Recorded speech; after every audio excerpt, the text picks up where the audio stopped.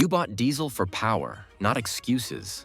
But 5 everyday habits are quietly stripping torque, scarring internals, and setting you up for a breakdown the one day you need to haul, tow, or pass.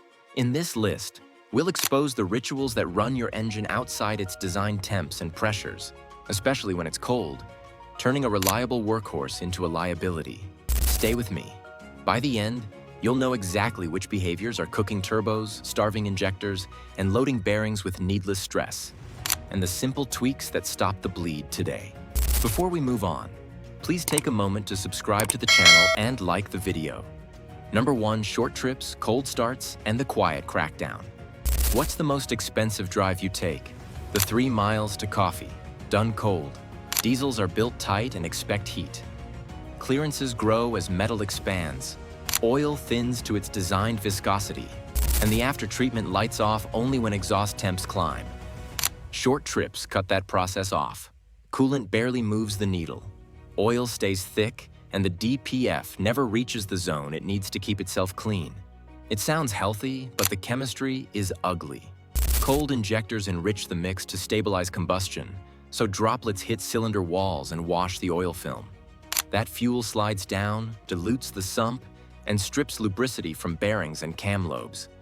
Meanwhile, the DPF stalls because you're hundreds of degrees shy of passive regeneration temps, so soot stacks up. Add condensation in a cold crankcase, and you invite corrosion from the inside out. Here's what's happening minute by minute. Thick oil delays lifter pump up and slows oil to the turbo, so the shaft spins while lubrication lags. Incomplete combustion spikes soot, loading the filter until you trigger frequent active regions that waste fuel. Studies put as much as 75 to 80% of wear during warm-up, and that tracks. Passive DPF regen needs about 550 to 600 degrees Celsius in the catalyst, and most oils only hit their target viscosity near 90 to 100 degrees Celsius. Short hops don't get you there. Repeat that routine and the damage compounds. Fuel-thinned oil leaves a fragile film, letting bearings micro-score. Soot bakes on injector tips, narrowing flow and dulling spray, which steals torque months later. You feel it as a lazier throttle and more frequent regions. 2 simple moves pay off.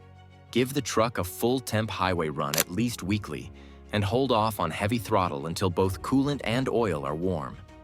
In cold climates, plug in a block heater so the engine starts closer to happy. From too cold to too slow.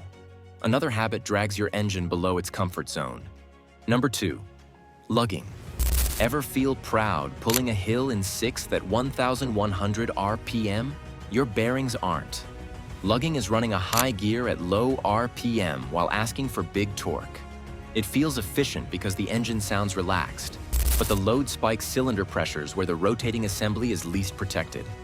At those speeds, the oil pump moves less volume and the film on the bearings is thinnest, so the same throttle input hits harder on the metal. You don't hear dramatic knock, but the stress shows up inside. Here's where it turns expensive. Peak pressure timing shifts earlier in the stroke, hammering bearings and twisting the crank as torsional vibrations rise. The turbo isn't in its stride yet, so airflow lags fuel. That poor air-fuel mix forms soot right in cylinder, and the remnants sandpaper the rings and journals. With high mean effective pressure at low RPM, main and rod bearings carry more load per degree of rotation, so the cushion they rely on collapses faster. Look at OEM torque curves, and you'll notice a recommended band for working the engine. Staying in that zone isn't about speed, it's about combustion quality and balance. Low RPM with heavy throttle pushes NOx and soot higher and sends shock through the drivetrain. U-joints, gears, and mounts take hits they weren't meant to absorb constantly. Keep repeating it, and you invite long-term main bearing wear, glazed cylinder walls that stop rings from seating well and in extreme abuse, rods that bend when a cylinder sees a sharp pressure spike. The fix is simple and it protects everything. Downshift early. Keep the engine in its boost sweet spot when you're under load, and choose gear and axle ratios that let you pull between 1,600 and 2,200 RPM on heavy climbs or towing. If lugging starves the engine of airflow, what happens when you feed it nothing but idle time? Number 3, idle creep. Think idling is gentle? It's a soot-making, oil-diluting treadmill. Long warm-ups in the driveway, drive-through lines, and stop-start crawling all trap your exhaust in the cold zone. The engine ticks along softly, but combustion stays lazy because temperatures never rise enough to clean things up. Exhaust gas temps hang low, the after-treatment waits for heat that never arrives, and the system quietly packs on soot. Here's what that calm idle hides. The DPF loads while the dash looks normal. EGR coolers collect soot and moisture that turn into sticky deposits.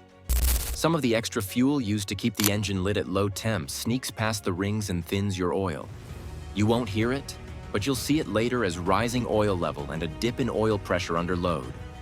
At idle, EGTS often sit around 150 to 250 degrees Celsius, well below what passive DPF regeneration needs. That forces more active regions, and those cost fuel while adding stress to the after-treatment. Many fleets cap idle time under 5 minutes for a reason. It burns money and accelerates maintenance by triggering extra regeneration cycles. Multiply that by daily warm-ups and traffic crawls, and the hit to MPG and system life adds up fast. Keep doing it, and the side effects stack. Variable turbo vanes can stick with soot, making boost control sluggish. EGR valves foul and hang, which invites rough running and more soot. Meanwhile, fuel dilution thins the oil, trimming the protective film on bearings and cam lobes. Regular oil analysis can flag dilution early, but prevention beats bad news in a lab report. Cut the idle. Use a high idle feature when needed to get EGTS up. Turn off remote warm-ups you don't need, and plan a steady highway run to complete passive regen. Idling cooks nothing. But what about shutting off right after you did cook everything? Number 4, hot shutdown. You crest the grade, park, and click off, while your turbo is glowing. Right after a heavy tow or a long, high-boost pull, the turbo's center housing is heat-soaked.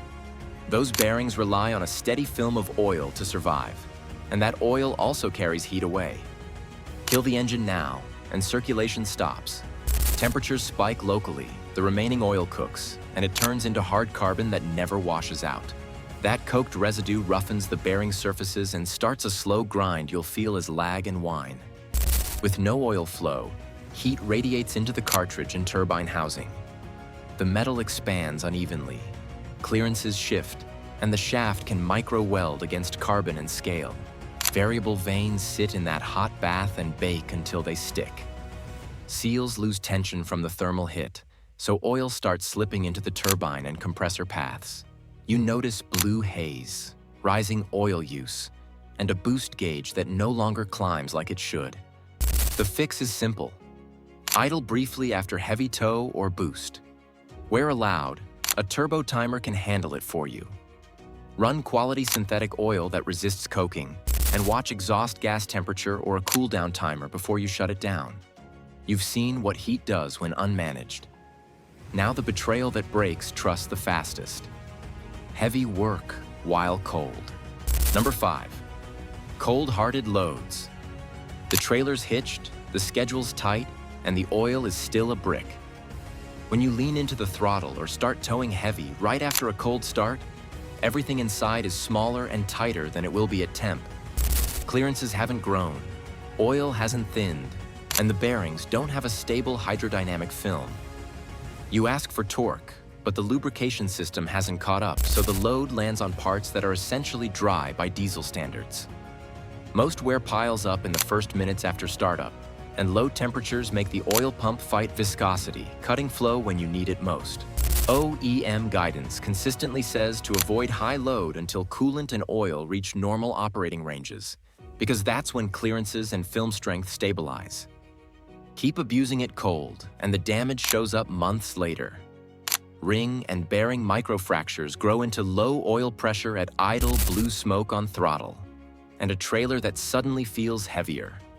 Warm gently. Drive off light. Keep RPM moderate. Watch coolant and oil temps or give it time, and wait on full boost and tow loads until temps settle.